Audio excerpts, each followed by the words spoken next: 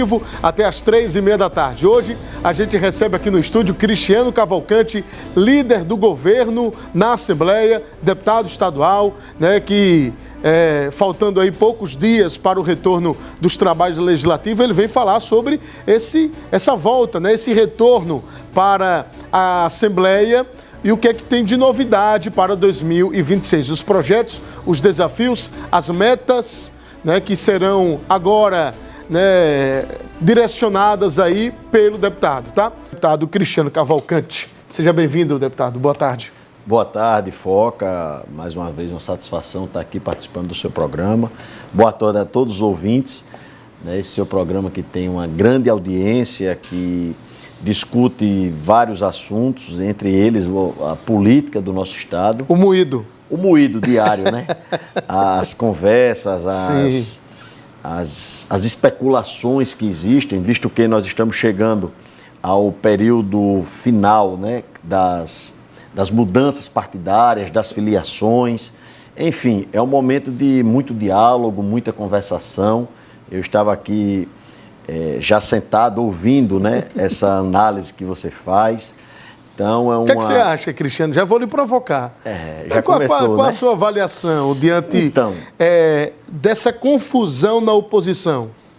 O pré-candidato a governador da oposição não se tem um nome. Claro que vai ter um nome, isso é lógico. Mas eles ainda não têm uma construção sólida para dizer assim, o candidato é A, é B, é C. E você fez uma análise muito importante e lúcida na hora que você fala, na hora que você vai extinguindo os nomes, os possíveis nomes Sim. que poderiam ir ao pleito, né, você foi muito feliz quando você foi excluindo do pré-candidato Valmir Francisquinho, da prefeita Emília Correia, essa possível sucessão, na linha sucessória, que seria do vice-prefeito Ricardo Marques também, e que automaticamente, né, com esse rompimento, né, impossibilita uma saída da prefeita Emília Correia para vir disputar por vários motivos, desde o início, ela está iniciando ainda o seu trabalho, iniciando o segundo ano de mandato, para renunciar a uma prefeitura, renunciar a um mandato, e vir disputar o governo é uma coisa meio ilógica e ainda por cima com esse rompimento do vice-prefeito Ricardo Marques. Na sua avaliação, o Cristiano, por exclusão de Emília e de Valmir, Ricardo seria o nome natural do grupo de oposição para disputar o governo, na sua avaliação? Sim, eu acredito que ele teria muita chance de ser o candidato, né? Visto que ele quer ir às urnas agora em 2026, como pré-candidato, a gente ouve muito isso, como pré-candidato a deputado federal, ou talvez até ele fosse o candidato do grupo de oposição. Mas, depois dessa entrevista de hoje, a gente vê que não há clima mais para isso, né? Ele relatou as dificuldades que o impedem de permanecer dentro do agrupamento de oposição, e agora aguardar qual será o seu caminho, né, se vir para o agrupamento de situação liderado pelo governador Fábio, ou seguir outro caminho, como você falou com o deputado Rodrigo Valadares, enfim, ou querer até construir um novo grupo, né? Sim. Quem sabe ele pode também optar por seguir essa linha. Como é que está a União Brasil? A chapa está montada, Cristiano? Veja, União Brasil, graças a Deus, o partido está bem alinhado, os nomes que irão disputar a eleição para deputado estadual também já estão praticamente né, todos já certos, já encaminhados, sabendo por onde vão seguir e aguardando, né, essa situação entre o União Brasil e o PP da federação. Foi dada entrada, né, existem dois cenários, obviamente. Um cenário é se a federação realmente estiver valendo para essa eleição de 2026. O que você acredita? Você acha que a federação sai? Eu acredito que saia. Eu não estou vendo assim, nenhum impedimento para que ela não seja efetivada. E uma vez ela acontecendo, estando efetivada, tem uma situação diferente. Porque você traz os candidatos do União Brasil e automaticamente os do PP. E ali há uma mudança, né, de construção dentro do partido, de coeficiente eleitoral, de número de vagas, enfim, é uma nova discussão que certamente ela irá acontecer. quem comanda a federação, aliás, quem vai comandar caso a federação saia, é a União Brasil. União Brasil. Agora, vocês concordam, por exemplo, que a ex-prefeita de Lagarto, Ailda Ribeiro, ela entre nessa disputa? Eu não de tenho estadual? restrição, Foca, contra nenhum candidato. Quem quiser ser candidato será muito bem-vindo, vai ser candidato, a gente vai disputar, obviamente com respeito, com equilíbrio, mas eu não tenho nenhuma restrição a nenhum candidato. Se a ex-prefeita vier pelo PP, que eu soube que ela está afiliada ao PP, e a federação se efetivar, será bem-vinda. Por mim, não há restrição. E se a federação não ser efetivada e ela ser candidata pela União Brasil, o grupo aceita também? Eu não posso falar pelo grupo, porque pelo grupo eu teria que ouvir a opinião dos outros pré-candidatos. Mas a minha, eu não tenho nenhuma restrição quanto a isso, ela será bem-vinda e vai disputar a eleição todo mundo junto. Qual o maior desafio, Cristiano, de cada eleição proporcional estadual? O senhor foi prefeito de Ilha das Flores, nós recebemos inclusive o prefeito Robson na semana passada aqui. Mas qual o maior desafio, qual a diferença, por exemplo, de você disputar uma eleição municipal ali para prefeito e você ir para uma campanha estadual e estando já em uma posição de reeleição, né? Porque o cartão postal do senhor, agora esse ano, vai ser o seu mandato durante os últimos 4 anos. Perfeito, Foca.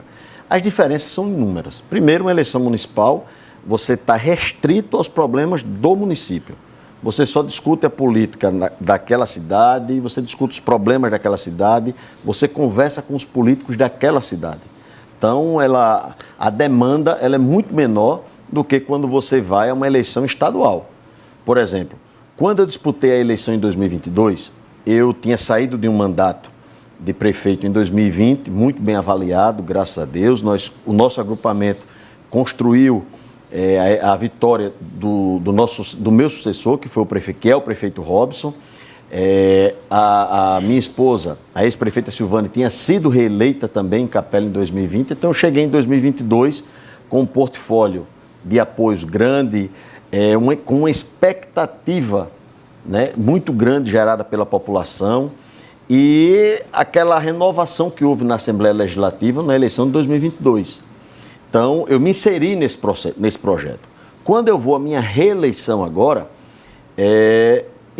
as pessoas já têm como me julgar enquanto deputado, enquanto parlamentar. Então, ela já vê o trabalho de Cristiano enquanto deputado estadual. Atendeu as minhas expectativas, não atendeu, como foi que ele voltou em alguns projetos que beneficiaram a população, quais foram as proposituras dele enquanto deputado estadual, o que foi que ele contribuiu para melhorar a qualidade de vida do povo sergipano. Então, hoje eu não sou mais uma novidade, hoje eu já sou uma realidade. As pessoas já podem dizer, eu vou votar no deputado Cristiano porque ele fez esse projeto, porque ele é um deputado que representa o povo de Sergipe, e aí a gente já tem uma conotação já diferente. Já existe, obviamente, que alguma demanda que as pessoas esperavam que fosse de um jeito ou de outro, mas eu enxergo que durante esses 3 anos do nosso mandato nós acertamos mais do que erramos, construímos grandes parcerias, fizemos proposições importantes para o povo sergipano e acredito que nós vamos iniciar, né, uma pré-campanha e depois uma campanha e tendo que mostrar à população sergipana, mostrando o nosso trabalho, o nosso empenho, né, todas as discussões que nós tivemos, sempre visando o melhor para o povo de Sergipe. Pedir licença aqui ao senhor para falar de um assunto também muito importante, que é a linha de suco 100% Tamaratá. É 100% fruta sem adição de açúcar, é isso mesmo, sem adição de açúcar. Você, por exemplo, aí que gosta de produtos sem conservantes, conheça a linha de sucos 100% Tamaratá, nos sabores de uva, uva com maçã e laranja. Pensou em produtos de qualidade? Pensou Maratá, porque Maratá é, sem dúvidas, o melhor que há. Deputado, o prefeito de Capela esteve aqui, o prefeito de Ilha das Flores também, o Júnior, o Robson, eles falaram de algumas emendas, recursos que o senhor destinou para aquela região para resolver a questão da infraestrutura. Muitas áreas que nunca sofreram uma mudança por completo, seja pavimentação em paralelepípedo, seja pavimentação asfáltica. Qual foi a região que foi impactada positivamente pelo trabalho do senhor ao longo dos últimos 3 anos? Então, Foca, nós dividimos, desde que assumimos o mandato, em 2 blocos. Um bloco das emendas individuais minhas, a emenda que todo deputado estadual tem para poder destinar aos municípios. E também as obras destinadas em parceria com o governo do Estado. Sim. O governador Fábio, ele é, sem dúvida alguma, disparadamente, o maior governador dos últimos tempos em números de obras, de avanços, de obras de mobilidade urbana, de infraestrutura, em todas as áreas. Tá? Desde a construção de escolas, a construção de estradas, de rodovias, de obras em paralelepípedo, como também na saúde. A gente viu a entrega do Hospital do Câncer, uma obra extraordinária que fica marcada na vida das pessoas, e também a assinatura da nova maternidade, né, da Lourdinha, que também é outra obra importantíssima. Então, complexo materno-infantil, né? Complexo materno-infantil. Não vai ser só a maternidade. Mais de 200 milhões de reais serão investidos ali. Então, isso fora as outras, né? A hemodinâmica, os tomógrafos do uso. É porque quando a gente fala de 200 milhões, depois vem falar de 8, 9 milhões, né? A gente vê essa distância nos valores, mas que também são obras muito importantes. Os tomógrafos são extremamente importantes. Complexo viário, Maria do Carmo Alves, a ponte para a Coroa do Meio, a ponte também para a Barra. Dos Coqueiros, também outra obra importantíssima. Então, aonde a gente anda, a gente vê as digitais do trabalho do governador Fábio Mentidieri. E não seria diferente na nossa região. Eu fiz 3 pedidos ao governador Fábio. Primeiro, a rodovia, a SE 339, a continuidade dela, que liga Capela a Nossa Senhora das Dores. Uma obra extremamente importante, onde mais de 40 milhões de reais estão sendo investidos. Um alargamento da rodovia, uma espessura maior do asfalto, porque ali trafegam caminhões carregados com cana-de-açúcar, com milho. Então, uma obra extremamente importante, levando segurança a quem trafega naquela região. Outra que eu pedi também foi a rodovia que liga Capela a Siriri. Também já dado ordem de serviço, uma rodovia importante, mais um corredor onde a produção agrícola poderá ser escoada, vai desenvolver muito aquela região. E outra, a estrada que eu pedi também, foi a que liga o povoado Betume ao povoado Pindoba, lá no Baixo São Francisco, uma obra que vai beneficiar 14 povoados. Aquela região toda ali, ela pertence ao platô de Neópolis, onde ali se comercializa a citricultura, né, a cana-de-açúcar também, o coco. Então, uma área de muita produção e que precisa desse escoamento. Então, nós teremos essa estrada que vai interligar esses 14 povoados, que vai desaguar na 349, na BR-349, que também nós aprovamos esse projeto na Assembleia Legislativa, e ali vai se ligar com a nova ponte que liga Penedo, né, Neópolis a Penedo. Sim. Então, se a gente ver, Foca, e prestar atenção, todo esse anel vai estar construído para que a gente possa ter logística e as pessoas digam que queiram investir no nosso estado, digam, ali eu tenho condição de colocar uma fábrica, de implementar uma indústria, porque eu tenho logística, eu tenho uma BR que passa na porta, eu tenho estradas que são favoráveis, eu tenho mão de obra para poder ofertar toda aquela região. Então, em parceria com o governador Fábio, nós tivemos, né, essas 3 rodovias agora nesse primeiro mandato, porque eu já fiz outras pedindo mais para frente. Sim. Mas o governador disse, olha, eu tenho que atender a todos, logicamente, né, o governador ele tem que atender a todos os deputados, enfim, a todos os amigos e aliados políticos que também têm suas demandas, mas nós registramos esses 3 principais pedidos que, graças a Deus, fomos atendidos. A obra Capela 2 já está, acho que acredito que mais 60, 90 dias vai ser já entregue à população definitivamente, e as outras também, uma já teve a ordem de serviço e a outra, que é do Betume a Pindoba, já houve a licitação, homologação, e o governador agora vai dar essa ordem de serviço também para iniciar essa grande obra. E, com relação ao nosso mandato, nós contemplamos vários municípios do estado de Sergipe, mas Capela, Ilha das Flores, nós contemplamos com recursos na saúde. Por exemplo, Capela está construindo uma sede própria do TEA, que é o TEA Acolhe, que é uma obra belíssima, iniciada, né, na gestão da prefeita Silvane, quando ela instituiu o TEA, era uma casa alugada. É um projeto de sucesso lá na cidade, né? Muito. É uma coisa linda a gente vê a importância, né, que o poder público dá para as mães atípicas, para as crianças que precisam desse olhar especial. E eu destinei R$1 milhão para o município de Capela, para a construção desse TEA. Já está lá em implantação, está sendo construído já, e com fé em Deus, esse ano nós iremos inaugurar essa obra. Para o município de Ilha das Flores também, nós indicamos recursos para a construção de um ginásio. O prefeito Robson, ele, apesar de várias quadras que já existem no município de Ilha das Flores, mas ele fez essa solicitação da construção do ginásio e nós destinamos, né, o valor também de R$800 mil, a primeira etapa, para a construção desse ginásio, que será muito importante.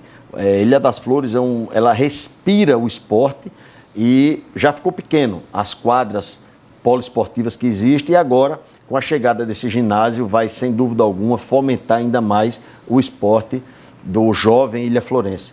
Então, essas foram as principais, mas nós tivemos várias outras, né? Por exemplo, a Orla de Ilha das Flores, o prefeito Robson também foi contemplado pelo governador Fábio em 2 etapas. A primeira já foi entregue no valor de R$1.700.000, a segunda já está em fase de licitação no valor de R$7 milhões. Será, sem dúvida alguma, a orla mais bonita do estado de Sergipe. Então, eu posso dizer que o estado hoje ele se transformou num grande celeiro de obras. A gente vê obras em todos os municípios do estado de Sergipe, seja pelo programa Acelera, seja pelas obras diretamente, os convênios ligados com os municípios. Então, lá a gente vê a presença do governador Fábio, do governo Fábio Mitidieri em todos esses municípios. E não só foca nas obras estruturantes, mas também nas obras que não têm placa, como obras de assistência social, o Prato do Povo, o Opera Sergipe, o Enxerga Sergipe. Eu costumo dizer quando era que uma pessoa que sofre de obesidade iria imaginar de ter a oportunidade de fazer uma cirurgia bariátrica com o próprio médico que operou o governador Fábio. É uma cirurgia extremamente cara, inacessível a muitas pessoas e que, graças a Deus, o governo do estado hoje contempla essas pessoas para fazerem essas cirurgias, assim como a reconstrução mamária, o transplante, né, de fígado. Então, são várias obras que as pessoas às vezes não enxergam, mas são importantes e significativas na vida dessas pessoas. O senhor, em uma eventual vitória agora nas eleições de 26, deputado, o senhor pretende pleitear a presidência da Assembleia? Veja, Foca, essa pergunta muitas pessoas têm feito a mim. Apesar de eu não estava no período de recesso, não dei nenhuma entrevista, mas nos bastidores. E eu te digo o seguinte, é natural qualquer deputado, né, primeiro que tem o direito de pleitear, de querer ser candidato a presidente. E se eu disser a você que eu não tenho essa vontade, eu estaria mentindo. Claro que eu tenho essa vontade. Mas existem situações que estão acima dessa vontade. Primeiro, eu tenho que ganhar a eleição, eu tenho que ser reeleito. Então, eu não posso discutir uma coisa que vem depois da vitória, antes da vitória. Tá? Primeiro, eu preciso ganhar a eleição. Segundo, eu trabalho para que o governador Fábio ganhe, para que a minha deputada federal ganhe, para que o meu senador ganhe. Então, eu trabalho dessa maneira. Existe uma construção dentro do agrupamento e nós precisamos respeitar essa construção. Então, primeiro, ganhar a eleição, fazer com que todos aqueles que nós iremos apoiar ganhem a eleição também, e aí disparar essa discussão, essas conversas, e aí seguir como for planejado, né, para que a gente possa, se for um consenso da maioria, tudo a gente chega lá. Sim. Mas nada iniciando discussão nenhuma agora, nem como, rapaz, você está pedindo voto a deputado A, deputado, não estou pedindo voto a ninguém. Eu agora preciso focar, nós precisamos focar na eleição. Pedir voto para o eleitor e não para o deputado. Esse é o voto que a gente tem que pedir, né? Ao eleitor. Agora veja, Cristiano, a eleição para a mesa diretora para a próxima legislatura, ela vai acontecer em janeiro, fevereiro do próximo ano, em 2027. Então seria uma antecipação muito grande, né? Totalmente descabida, né? Descabida. Agora veja, vocês vão passar por uma eleição. Os vereadores de Aracaju, eles não vão passar por nenhum tipo de eleição, mas eles também estão antecipando, né? Porque a eleição da mesa diretora para o segundo biênio da Câmara deve acontecer em outubro ou novembro agora deste ano. Então, é uma antecipação aí de pelo menos 10 meses. O senhor acha que também essa disputa, que é uma disputa clara, que deixou de ser uma disputa de bastidor para ser externada, entre União Brasil e o PSD, entre Isaac e Nitinho, vai afetar e prejudicar, por exemplo, uma eventual disputa também do União Brasil e o PSD da presidência da Alesi? Veja, Foca, nós somos agentes políticos. E os agentes políticos, eles se conversam e as conversas são sempre sobre política e certamente pensando no futuro. Então, os vereadores estarem conversando sobre a próxima eleição da presidência da Câmara é mais do que natural. Mas eu acho que isso tem que ter o seu momento adequado. Veja, eu não sei se eu fui claro na pergunta. Essa eleição da mesa, ela vai impactar, por exemplo, na eleição da Alesi? Não vejo. A eleição da Câmara? Não vejo lógica nenhuma nessa conexão. Certo. Eleição da Câmara de Vereadores de Aracaju é uma. Eleição da Assembleia Legislativa o ano que vem é outra. Os dois maiores partidos do Estado são PSD e União Brasil, e são partidos irmãos, partidos que se completam, partidos que se apoiam. Então, eu não vejo nenhuma relação que diga, se o partido que for presidir a Câmara não é o partido que vai presidir a Assembleia, ou vice-versa. Eu não vejo conexão nisso.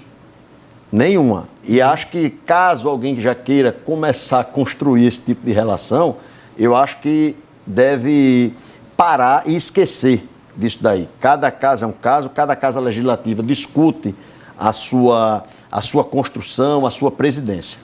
Como é que segue o Cristiano lá no Instagram para acompanhar o dia a dia? cristiano.r.cavalcante@hotmail.com. Eu acho que o senhor passou o e-mail, viu, Cristiano? Eu acho que o senhor passou o e-mail. Mas o perfil é esse aqui, ó. É @Cristiano Cavalcante, lá no Instagram, deputado. Desculpa, foi o e-mail mesmo. @Cristiano Cavalcante. @Cristiano Cavalcante, é isso mesmo, eu passei o e-mail. Só esquecendo de passar a senha. Um abraço, Cristiano. Força aí na caminhada. Valeu, Foca. Obrigado, meu irmão. Então,